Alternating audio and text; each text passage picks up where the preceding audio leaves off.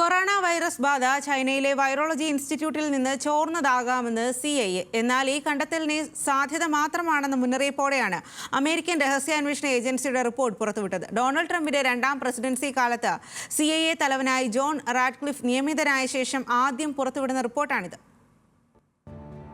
Corona virus എവിടെ നിന്ന് വന്നുവെന്ന ചോദ്യത്തിന് ചൈനീസ് ലാബിൽ നിന്ന് എന്ന മറുപടിയാണ് അമേരിക്കൻ രഹസ്യാന്വേഷണ ഏജൻസിയായ CIA നൽകുന്നത്. ചൈനയിലെ വുഹാൻ ഇൻസ്റ്റിറ്റ്യൂട്ട് ഓഫ് വൈറോളജിയിൽ നിന്നാകാം കോവിഡിന്റെ ഉത്ഭവം എന്നാണ് CIA ശനിയാഴ്ച പുറത്തുവിട്ട റിപ്പോർട്ട് പറയുന്നത്. അതൊരു സാധ്യത മാത്രമാണെന്ന മുൻകൂർ ജാമ്യത്തോടെയാണ് CIA ഈ അവകാശവാദം നടത്തുന്നത്. യാതൊരു തെളിവിന്റെയും അടിസ്ഥാനത്തിലുള്ളതല്ല ഈ റിപ്പോർട്ട്.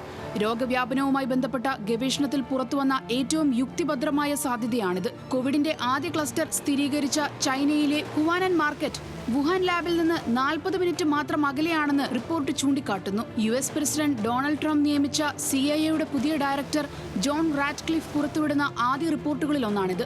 കോവിഡ് വ്യാപനത്തിൽ ചൈനയ്ക്ക് പങ്കുണ്ടെന്ന ആരോപണത്തിൽ അമേരിക്ക ഇനിയും നിഷ്പക്ഷത പുലർത്തിയില്ല എന്നാണ് റിപ്പോർട്ടിൽ റാഡ്ക്ലിഫ് നൽകുന്ന വിശദീകരണം. എന്നാൽ ജോ ബൈഡൻ സർക്കാരിന്റെ അവസാന കാലത്താണ് കോവിഡിന്റെ ഉത്ഭവത്തിൽ പുനരവകലനം എന്ന നിലയിൽ അന്വേഷണം ആരംഭിച്ചത്. ട്രംപ് അധികാരത്തിലേറുന്നതിന് മുൻപ് തന്നെ അന്വേഷണം പൂർത്തിയാക്കുകയും ചെയ്തിരുന്നു. അതേസമയം അമേരിക്കയുടെ ഈ സിദ്ധാന്തം രാഷ്ട്രീയ പ്രേരിതമാണെന്ന് ആരോപിച്ച് ചൈന തള്ളിയിട്ടുള്ളതാണ്. ചൈന അവകാശപ്പെടുന്നത് പോലെ മൃഗങ്ങളിൽ നിന്ന് സ്വാഭാവികമായി മനുഷ്യനിലേക്ക് പകർന്നതായിരിക്കാം വൈറസ് എന്ന സിദ്ധാന്തത്തെയാണ് പൊതുവെ ശാസ്ത്രജ്ഞരും പിന്തുണയ്ക്കുന്നത്. ലാബിൽ നിന്ന് വൈറസ് ചോർന്നെന്ന സിദ്ധാന്തത്തെ പിന്തുണയ്ക്കാൻ മതിയായ തെളിവുകളില്ല എന്നതാണ് അതിനു കാരണം. International desk, news Malayalam.